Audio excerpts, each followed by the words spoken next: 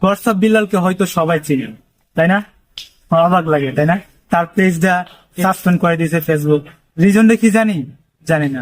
যার কারণে আমি আছি আপনাদের সাথে প্রাইভেসি নিয়ে, আপনার প্রাইভেসি সিকিউরিটি দেওয়ার জন্য।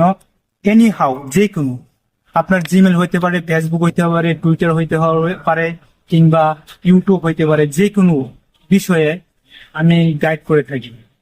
এক্সপার্ট আছি আমি এই মুহূর্তে, অনেকে কাজ করি, এই ধরনের কাজ নিয়োজিত আছি, পারদর্শী আছি।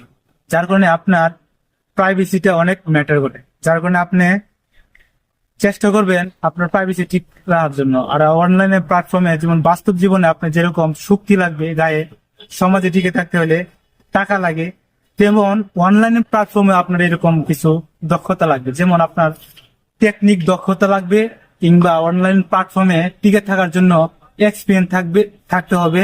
প্রাইভেসিকে আপনাকে ফলো করতে হবে, গাইড করতে হবে। যার কারণে আপনার প্রাইভেসিকে খুব মূল্য দিতে হবে, আপনাকে খুব সেন্সিটিভ থাকতে হবে।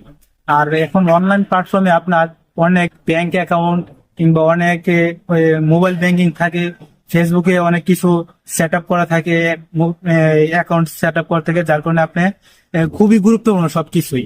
যার কারণে আপনার যে কোনো মুহূর্তে আপনার মোবাইল হ্যাক হইতে পারে, যে কোনো একটা ক্লিকের কারণে হ্যাক হইতে পারে।